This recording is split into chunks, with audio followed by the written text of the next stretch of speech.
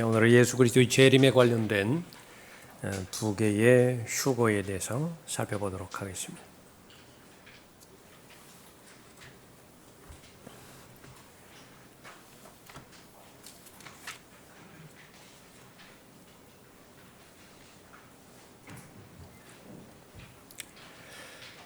예수님께서 마지막으로 제자들에게 알려주신 것은 바로 자신이 십자가에서의 죽음을 죽으신 후에 성경에 예언된 대로 셋째 날에 부활하셔서 이제 하늘에 올라가실 것을 말씀하십니다. 그리고 나서 지금까지 계시되지 않았던 그 새로운 사실을 제자들에게 알려주시는 것인데, 그것은 바로 공중에서 예수 그리스도께서 하나님의 자녀들을 영접할 것이라 라고 하는 부분이죠. 내가 가서 너희를 위하여 처소를 마련하면 다시 와서 너희를 내게로 영접하여 내가 있는 그곳에 너희도 있게 하리라. 예수님은 어디로 가셨느냐 그러면 바로 대기권을 지나서 우주라고 하는 둘째 하늘을 지나쳐서 하나님께서 친히 계시는 셋째 하늘로 올라가셨죠. 그래서 아버지 하나님께서 계시는 오른편에 이렇게 앉으셨습니다. 영원히 거할 처소가 마련될 텐데, 그 처소가 마련되면 이제 하나님의 때가 되겠죠. 그러면 예수 그리스도를 믿었던 모든 사람을 데리러 공중으로 다시 오실 것이라 라고 하는 그 부분입니다. 이 말씀을 제자들이 얼마만큼 이해를 하였는가, 거의 이해하지를 못했습니다. 그래서 예수님께서 승천하신 다음에 바울이라고 하는 사도를 불러서 그 이후에 일어날 일들에 대해서 더 자세하게 계시해 주셔야만 되었던 것이죠. 바로 휴거에 관련돼서 자세하게 알려주시는 것입니다. 일어났던 역사가 있고요. 그것은 바로 예수 그리스도께서 죄인들을 위해 죽으셨다는 사실입니다. 죽음의 원인은 바로 죄 때문이고, 그 죄의 본질은 바로 예수 그리스도가 없는 상태라고 말씀하셨죠.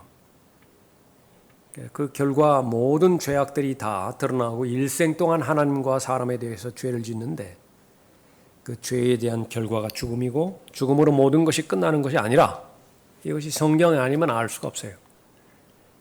얼마나 많은 사람이 죽음으로 다 끝나는 것인 줄 알아요. 그래서 자살하지 않습니까? 자살하면 다 해결될 것이라고. 죽은 다음 하나님의 심판이 있고, 그 심판의 결과는 영원한 형벌로서 지옥에서 영원히 사는 것입니다. 죽음이 없어요. 영원한 삶을 가지고, 영생을 가지고서 영원히 사는 것이냐, 영원한 형벌에 처해서 영원히 형벌받는 것이냐, 그 두 가지만 있을 뿐이죠. 그래서 그 죄 문제와 하나님의 심판과 지옥의 형벌의 문제를 해결하기 위해서 하나님의 어린 양으로 십자가에서 달려 돌아가셨죠.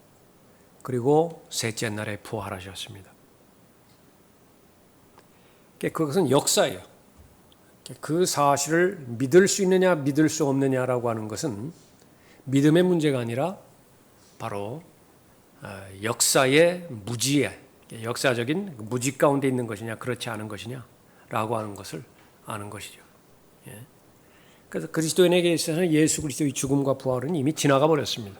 그건 역사예요.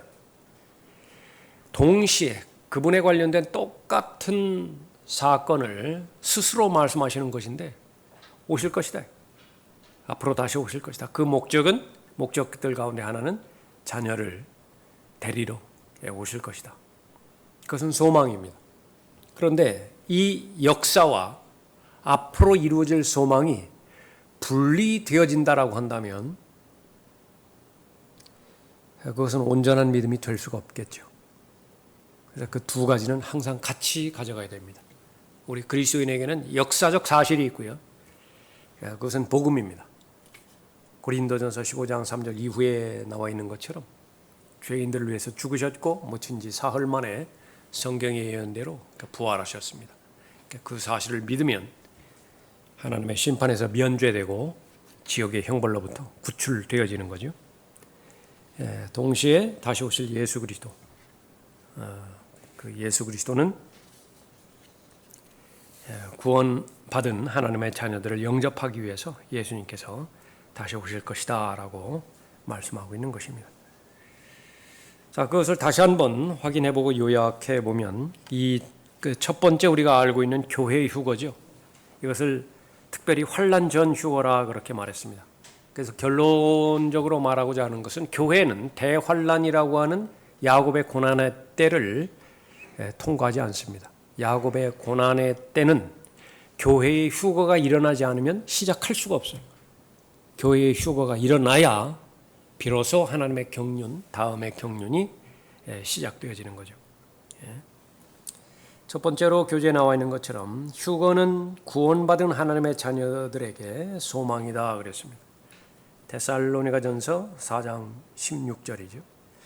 주께서 호령과 천사장의 음성과 하나님의 나팔 소리와 함께 하늘로부터 친히 내려오시리니 그러면 그리스도 안에서 죽은 자들이 먼저 일어나고 그리고 나서 살아남아 있는 우리도 공중에서 주와 만나기 위하여 그들과 함께 구름 속으로 끌려 올라가리니 그래야 우리가 영원히 주와 함께 있으리라.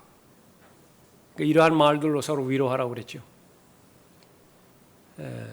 바울의 가르침처럼 복음을 통해서 구원받았고 자신이 살던 자신의 생애 가운데서 주님 오실 것을 믿었던 데살로니가 성도들 가운데 사랑하는 자가 먼저 죽었어요.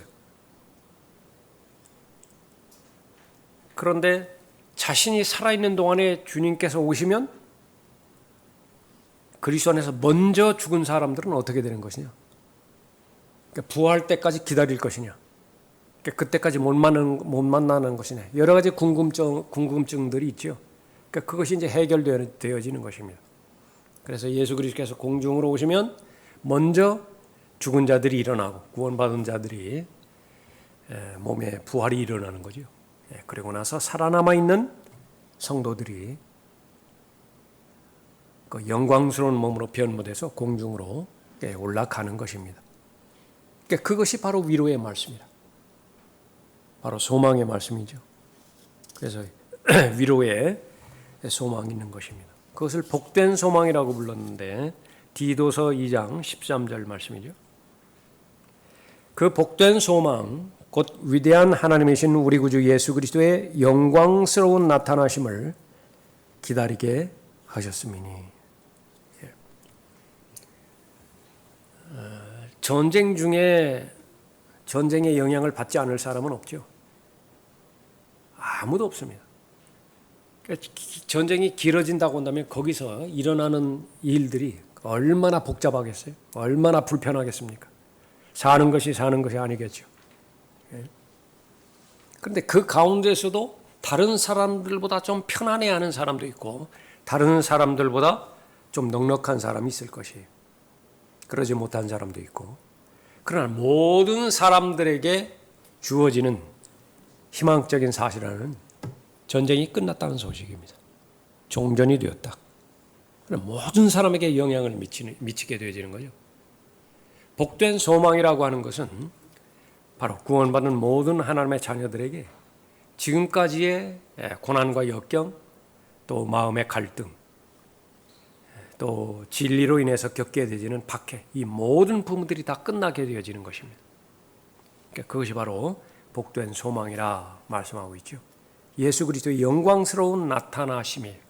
그러니까 그것을 기다릴 수 있게 하는 것이 바로 휴거에 대한 소망이라 말씀하고 있습니다. 그 소망은 그리스도인을 정결한 삶으로 인도합니다. 정결한 삶, 결코 부담된 말이 아니에요. 정결하다라고 하는 것은, 깨끗하다라고 하는 것은 가장 만족스러운 상태의 결과 가운데 하나인 것입니다. 그것은 아주 상쾌하게 샤워가 바로 끝난 상태이고요. 목욕이 끝난 상태입니다. 막 한여름에 뜨거운 태양 아래서 땀을 흘리면서 먼지가 뒤범벅이 된 채 그렇게 일하고 들어왔는데 옷도 갈아입지 않고 그냥 잠자리에 든 걸 한번 생각을 해봐요. 씻지도 않고. 그거는 아주 일부분이지만 그것을 무한 확대한 것이 바로 그리스도인의 정결한 삶입니다. 죄라고 하는 거의 무한대에 만나게 되어지는 그 죄로부터 깨끗해지는 것입니다. 지금 뭐 일본에서 방사선에 오염된 오염수 퍼뜨리는 거, 그것 때문에 아주 전 세계가 골머리를 앓고 있죠. 그러니까 죄라고 하는 오염, 거기서로부터 정결하게 되어지는 때가 있는 것인데 바로 역시 마찬가지로 휴거 때라 말하고 있습니다. 요한일서 3장 2절에서 사랑하는 자들아 이제는 우리가 하나님의 아들들이라 우리가 어떻게 될 것인지는 아직 나타나지 아니하였으나 그가 나타나시면 우리가 그와 같이 되리라는 것을 아노니 이는 우리가 그분 그대로 그분을 볼 것이기 때문이라. 그분 안에서 이 소망을 가지는 사람은 누구나 그분이 정결하신 것처럼 자신을 정결케 하느니라. 세 가지 순서가 나오는데요. 하나는 아는 거예요. 죄로부터 어떻게 승리의 삶을 살 수 있는 것이냐. 로마서 6장에서 세 단계 나왔죠. 그 가운데서 제일 첫 번째 아는 것입니다. 무엇을 알죠? 하나님의 신학을 아는 거예요. 하나님께서는 나에 대해서 뭐라고 말씀하셨느냐, 내 육신에 대해서 뭐라고 말씀하셨느냐. 그런데 여기서 아는 것은 무엇이에요? 하나님의 아들들이 나타날 것을 알고 있죠. 예수 그리스도와 더불어서 하나님의 아들들이 나타나요. 그런데 그 사실을 믿은 사람에게는 소망이 있습니다. 자신에 관한 말이기 때문에 그렇죠. 그럼 그것을 믿었다라고 하는 것을 입증하는 것이 무엇이냐? 오늘 하루를 보면 돼요. 오늘 하루를 보면 내 마음에 커다란 꿈을 가지고 있다. 내 마음에 소원이 있어요. 그것이 꼭 이루어졌으면 좋겠어요. 누구나가 다 그런 생각을 가질 수 있습니다. 한 사람의 꿈은 실현될 것이고요. 한 사람의 꿈은 영원히 공상으로 남을 거예요. 그냥 거품으로 끝나버릴 것입니다. 무엇에 달려있느냐? 오늘 하루에 달려있어요. 그 꿈을 위해서 지금 나는 얼마만큼 시간을 준비하고 있는 것이냐, 얼마만큼 나는 몸을 준비하고 있는 것이냐. 계속 공상만 한다. 계속. 그러니까 그것은 믿음이 아닙니다. 그래서 예수 그리스도께서 나타나신다라고 하는 사실을 내가 알고 있고 그것이 나에게까지 소망이 주어졌다라고 한다면 그 사람은 대비하는 사람이에요. 예수 그리스도를 맞이할 대비하는 사람이죠. 그러니까 그것은 내가 거룩하니 너희도 거룩하라. 그 말씀의 뜻에 따라서 자신을 말씀에 의한 물로 정결하게 하고 예수 그리스도의 보혈로 범죄한 죄들을 자백하고 예수 그리스도의 나타나심을 잘 대비하는 것이죠. 그래서 예수 그리스도께서 오시면 구원받은 모든 성도들은 새로운 몸을 얻을 것입니다. 새로운 옷을 입을 때 얼마나 좋아요. 누더기 옷 다 벗어버리고 새 옷을 입는 것이죠. 그것을 비유로 말씀하셨습니다. 새 옷을 입는다. 우리의 몸이 변화가 되어지는 것입니다. 실제로 사람들의 소원은 영원히 사는 것이고 또 병 없이 사는 것입니다. 무병장수하는 것이. 그것은 뭐 진시황뿐만 아니라 그 이전의 사람들의 본능이에요. 그런데 그것은 하나만 해결되면 됩니다.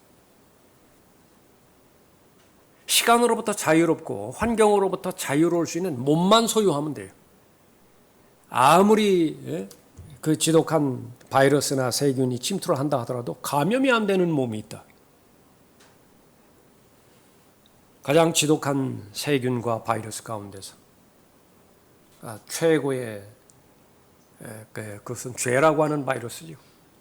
죄로부터 자유로워지는 것입니다. 그것이 바로 성도들이 새로운 몸을 받을 수 있는 소망인 것입니다. 예수 그리스도의 재림, 공중 재림이죠. 공중 재림 없이 구원의 완성은 없습니다. 하나님께서는 모든 사람이 구원을 받고 아멘입니다.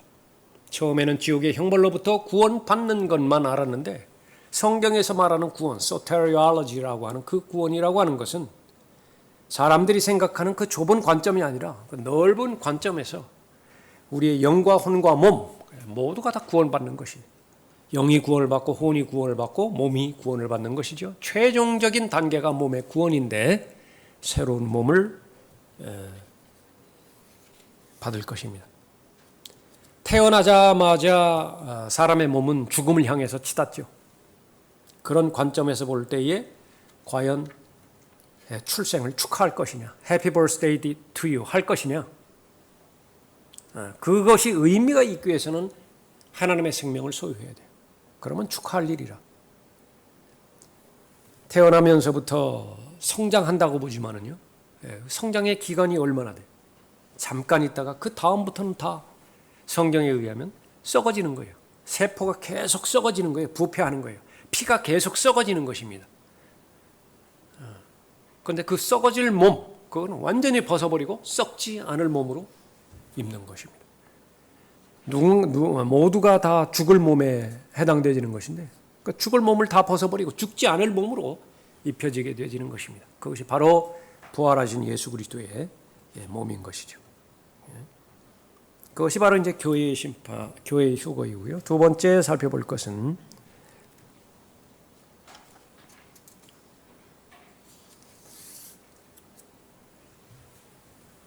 이제 환난 전에 그 휴거라고 한다면 이제 환난 마지막 끝에 끝나기 바로 직전에 있을 그런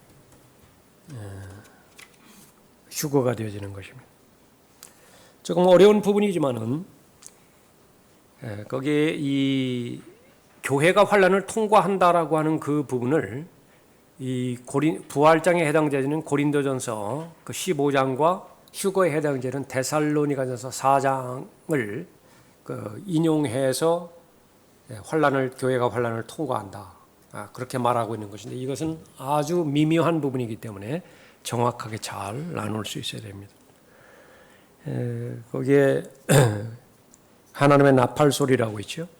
데살로니가전서 4장 16절에 주께서 호령과 천사장의 음성과 하나님의 나팔 소리와 함께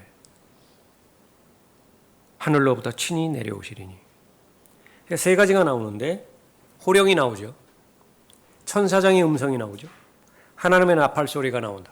여기에서 말하는 하나님의 나팔 소리는 무엇이냐 그러면 이것은 천사를 개입시키지 않아요.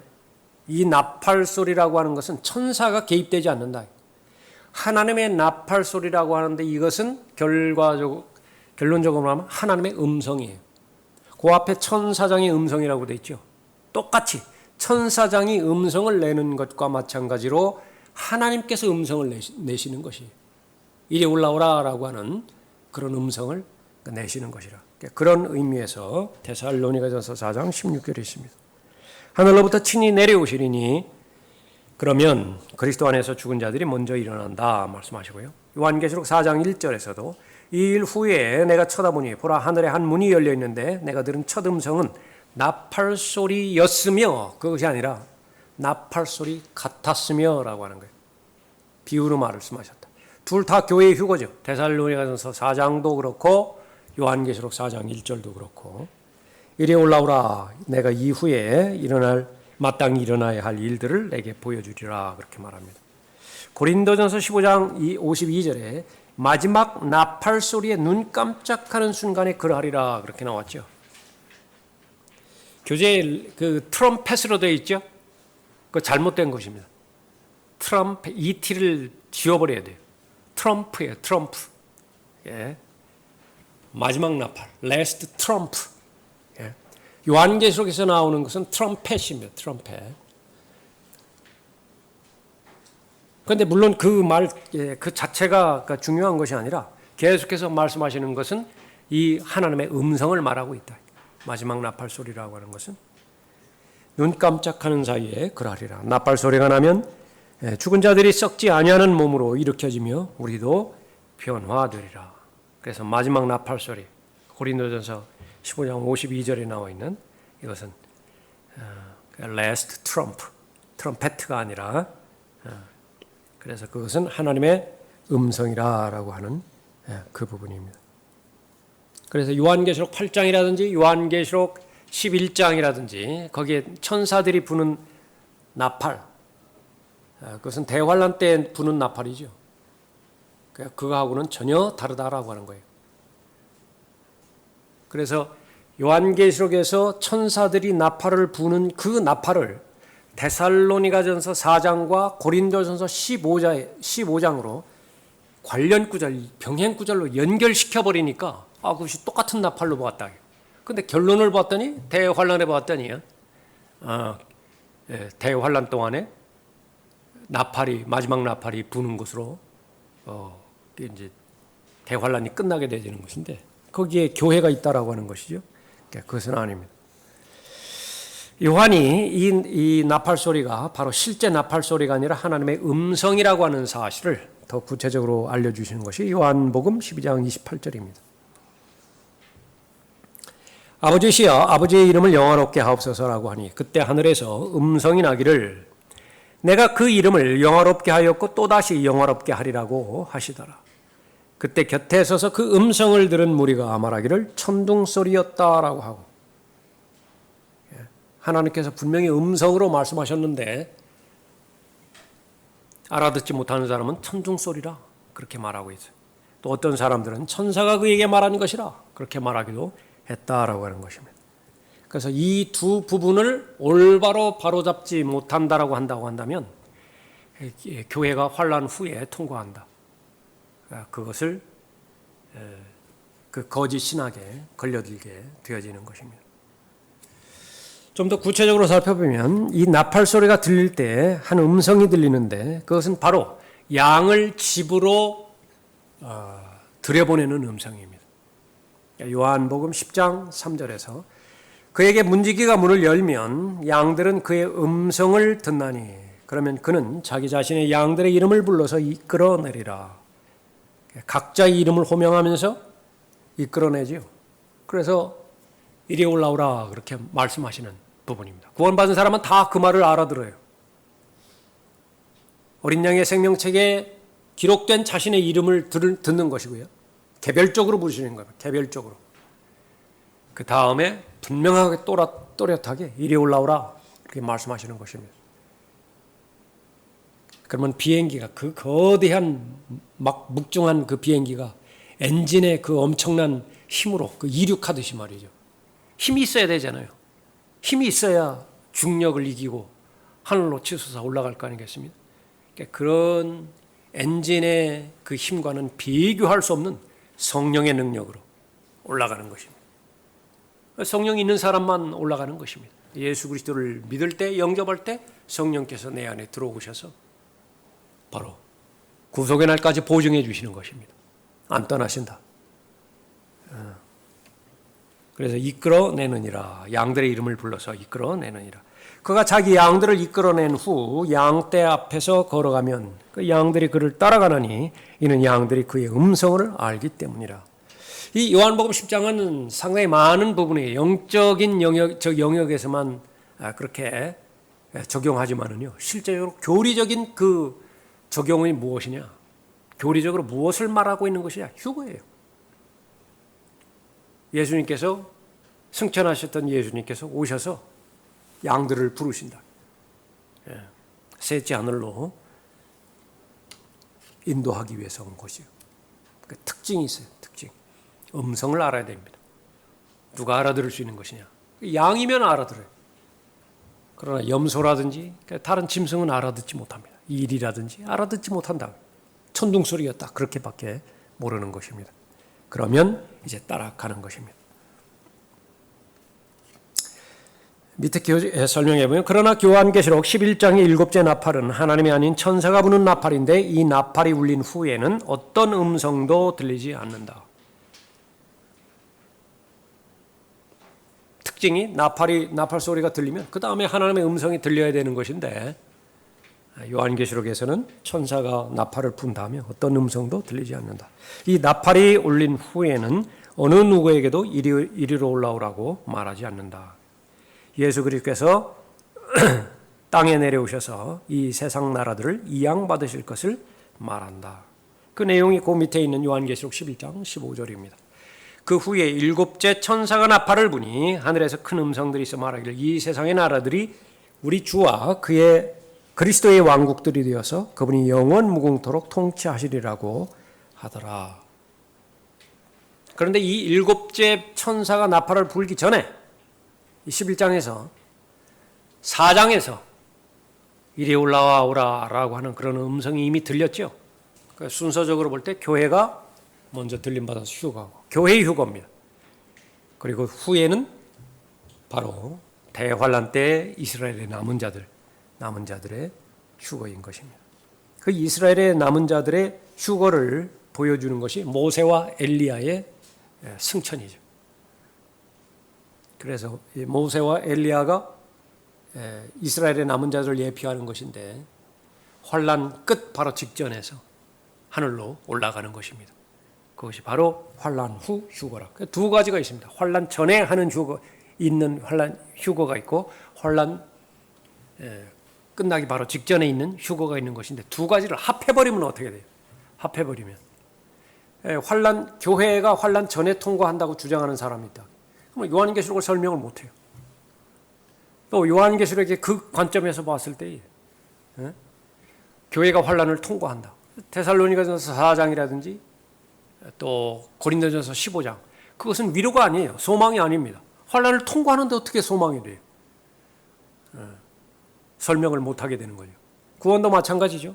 에베소서 2장 8절 9절에서 행위가 아니라 절대로 행위가 아니라 믿음으로 말미암아 은혜로 구원을 받는다라고 말했어요. 그러면 끝까지 견디는 자는 구원을 받으리라. 그 말씀은 어떻게 되는 거예요? 둘 중에 하나는 포기를 해야 돼요.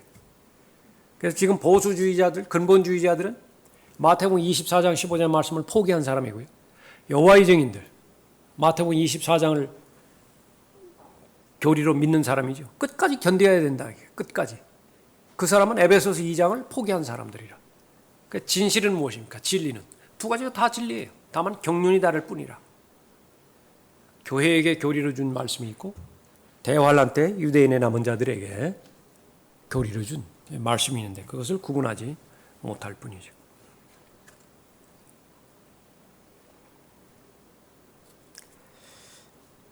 그래서 요한계시록 11장에서 들리는 나팔, 그것은 바로 다니엘의 70제 주 끝에 올라오라 그렇게 하는 소리라 그랬습니다. 자, 거기 천사들이 부는 나팔이라고 그랬죠. 마태복음 24장 31절. 또 주께서 큰 나팔 소리와 함께 천사들을 보내시리니 그들이 하늘 이편 끝에서 저편 끝까지 사방에서 그의 택하신 사람들을 함께 모을 것이라.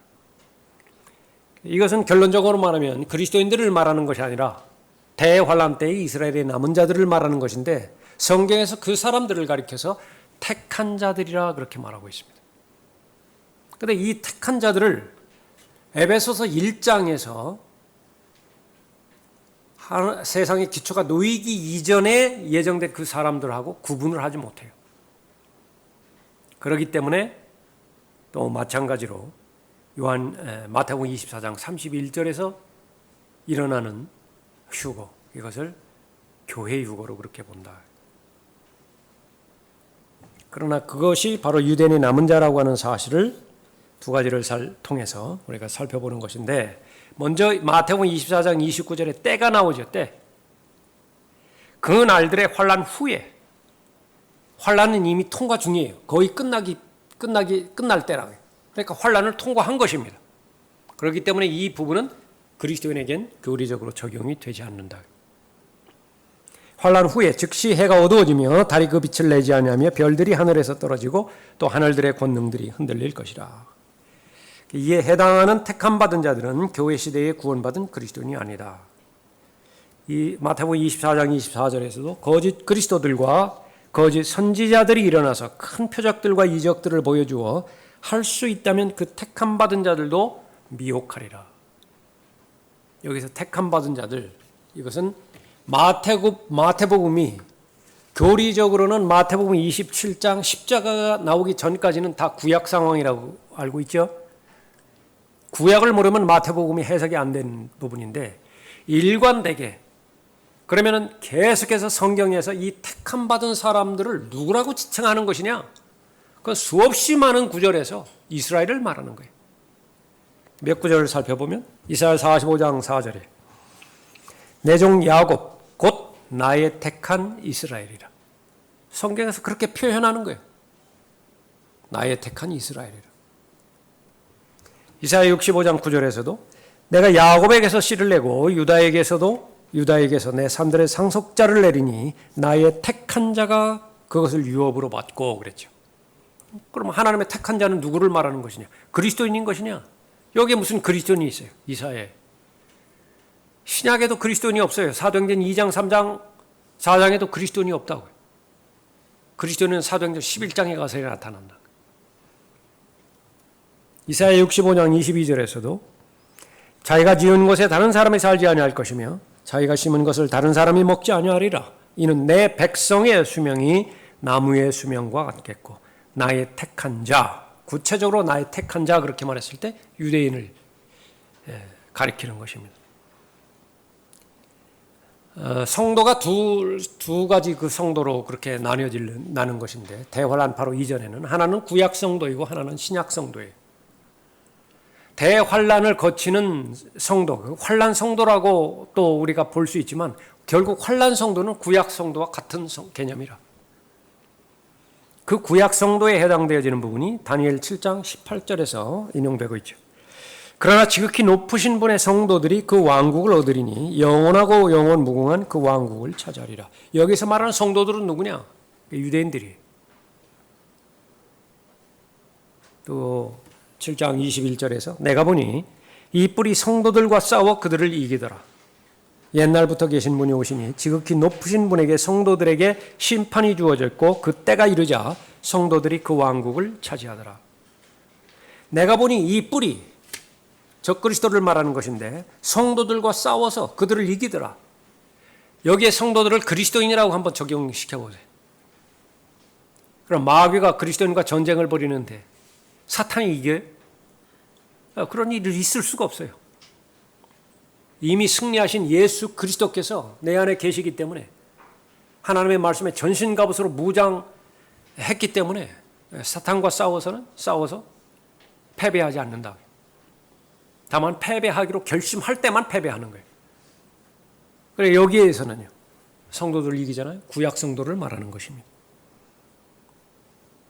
다니엘 7장 25절에서도 그가 지극히 높으신 분을 대항하여 큰 말을 하며 또 지극히 높으신 분의 성도들을 지치게 할 것이고 여기서 말하는 성도들, 대환란 때에 이스라엘의 남은 자들을 말하는 것입니다. 또 때와 법을 변경시키려고 할 것이라. 그들은 그의 손에 주어져서 한 때와 두 때와 반 때를 지내리라. 요한계시록 직접 연결되어지죠. 한 때와 두 때와 반 때, 3년 반이에요. 다니엘 7장 27절에서 그 왕국과 권세와 온 하늘 아래 왕국의 위대함이 지극히 높으신 분의 성도들의 백성에게 주어지리니 그 왕국은 영원한 왕국이며 모든 권세들이 그분을 섬기고 복종하리라. 그래서 계속해서 일관되게 말하는 것은 구약 성도들이 있고 구약 성도들은 곧 하나님께서 택하신 자들이고 이스라엘이라 야곱의 씨를 말하는 것입니다. 이것이 이제 마태복음으로 연결되어서 24장에 이어서 곧 나오는 25장 거기에서 누가 나오느냐 그러면 처녀들이 나오죠. 처녀들이 바로 이들과 똑같은 대상이다. 마태복음 25장 1절에서 그때의 천국은 등불을 들고 신랑을 맞으러 나간 10명의 처녀들과 같으니라.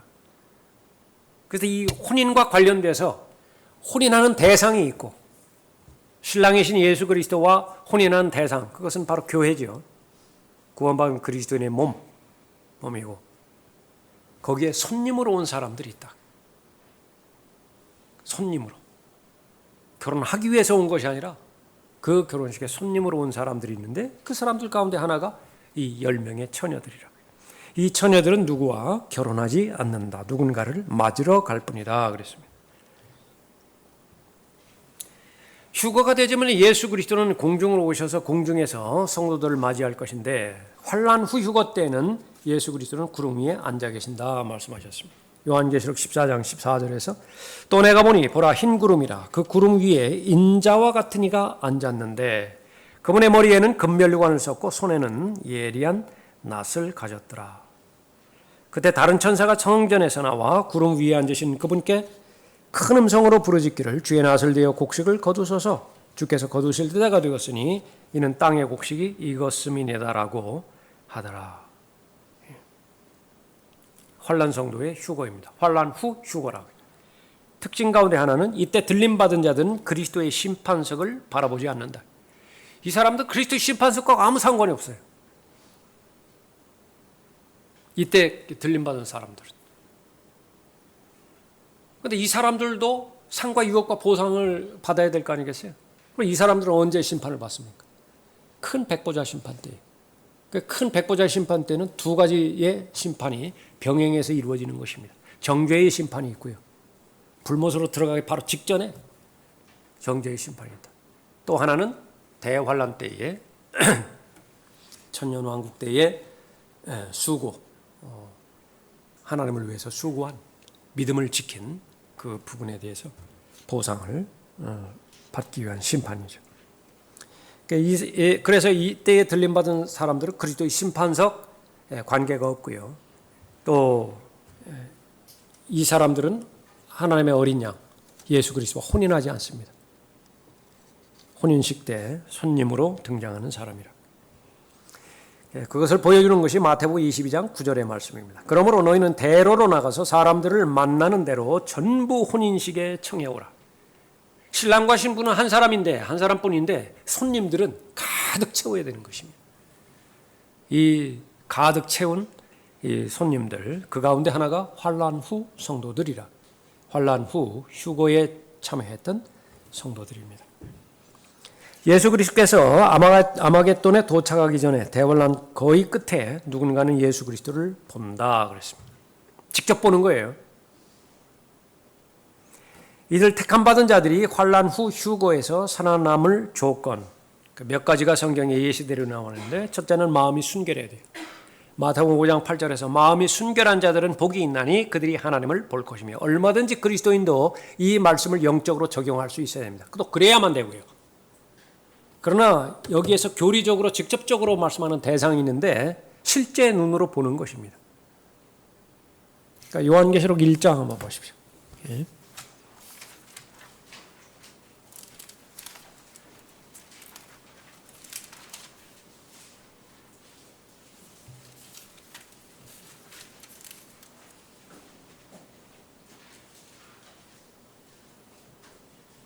7절에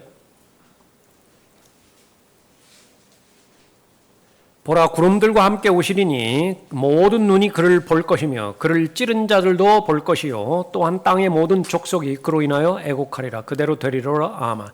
아멘. 그랬죠. 여기 구원받지 못한 사람들도 예수 그리스도를 보는 거예요. 이거는 휴거가 아니라 재림을 말하는 거예요. 이처럼 문자적으로 예수 그리스도를 본다라고 하는 것입니다. 그래서 마태복음 5장 8절에서 말씀하는 그들이 하나님을 볼 것이며라고 하는 그것이 그렇게 연결이 되는 것입니다. 이들은 거룩한 자들인데 히브리서 12장 14절에 보면 모든 사람과 더불어 화평함과 거룩함을 추구하라. 이것이 없이는 아무도 주를 보지 못하리라. 이 말씀 역시 마찬가지죠.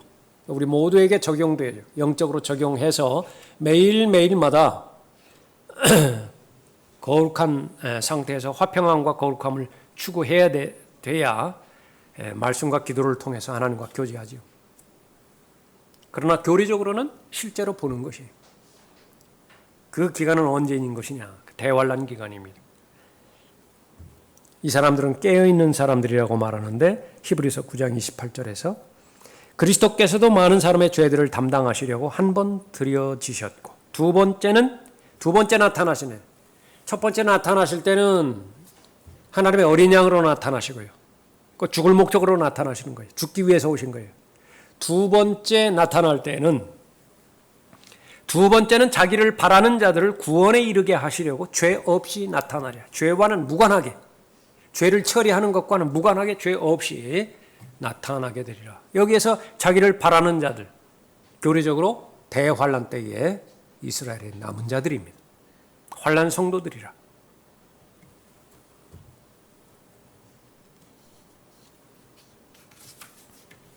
그래서 이 두 부분은 명확하게 구분을 할 수 있어야 됩니다. 그리스도인의 구원, 거기에는 어떤 행위도 요구되지 않습니다. 믿음으로 말미암아 은혜로 구원받으면 구원받는 것이죠. 세 가지 사실만 믿으면 돼요.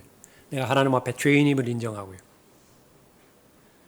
그 죄 문제를 해결하기 전에 죽을 경우 하나님의 심판과 지옥의 형벌을 받게 된다고 하나님께서 경고하셨는데 그걸 두려움 가운데서 받아들이는 거예요. 그 말이 맞아요. 예, 어떤 사람은 지옥이 있다고 말하고 어떤 사람은 없다고 말하는데 누구 말이 진짜예요? 어떤 사람은 죽음으로 모든 것이 끝난다라고 말하고 어떤 사람은 죽은 다음에 뱀으로 다시 환생한다고 그렇게 말하는데 누구 말이 진짜예요? 아무도 못 믿어요. 근거가 없다고요. 유일한 근거는 하나님의 말씀밖에 없습니다.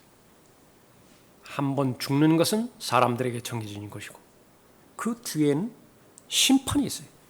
죽음 뒤에 뱀이나 닭으로 다시 환생하는 것이 아니라 심판이 있다. 죽은 다음에 그걸 다 끝나는 것이 아니라 유물론자들의 논리처럼 아니에요. 그 다음에 심판이 있어요.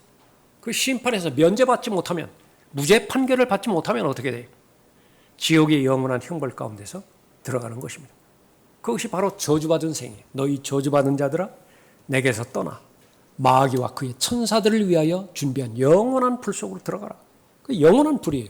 그 두려움 가운데서 받아들여요. 그러면 구원받을 수 있다. 마지막 세 번째는 예수님께서 내가 해결할 수 없는 죄 문제, 내가 해결할 수 없는 심판의 문제, 내가 해결할 수 없는 지옥으로부터 탈출하는 문제, 이걸 다 해결하신 거예요. 그러니까 그 사실을 믿으면 바로 구원을 받게 되어지는 거죠. 예?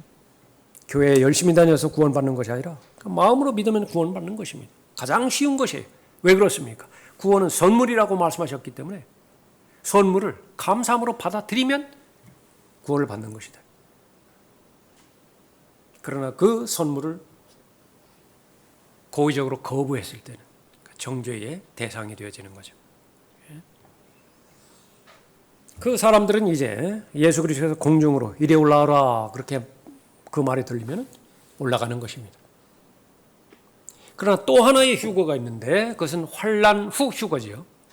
이것은 그때의 그 휴거에 동참하기 위해서는요. 자신의 목숨을 바쳐야 돼요. 그것은 반드시 고난을 통과해야 된다. 그래야 구원이 이루어져요. 그것이 끝까지 견디는 자는 구원을 받으리라라고 하는 말입니다. 그런데 이 둘을 섞어버렸어요. 분명히 다른데도 교리가 다른데 섞어버렸다. 그래서 예수 그리스도께서 오실 때에 믿음이 좋은 사람들, 거룩함을 계속 추구하는 사람들, 헌신한 사람들, 그 사람들은 다 올라간다. 그런데 시원찮게 믿은 사람들 있죠. 본인 마음에서 한번 평가해서 나는 전자인가 후자인가. 시원찮게 믿은 사람들은 다 남게 된다. 근데 그 사람들은 그제서야 깨닫고 이제 아주 신실하게 하나님 섬기고 심지어는 죽기까지 자신의 생명을 내어놓기까지 그렇게 믿음을 지킨다. 그럼 그 사람들도 이제 나중에 들림받는다. 마귀의 교리예요. 두 가지를 올바로 나누지 못하면 믿음을 파괴시키는 것이고 어떠한 믿음도 형성되지 못하는 것입니다. 두 개의 휴거가 있다라고 하는 사실을 잘 알고요. 잘 공부해서 여러분에게 확신이 되어지고 또 다른 사람에게도 이런 말씀이 필요한 사람에게 잘 도움이 되시기 바랍니다. 오늘 여기까지 하겠습니다.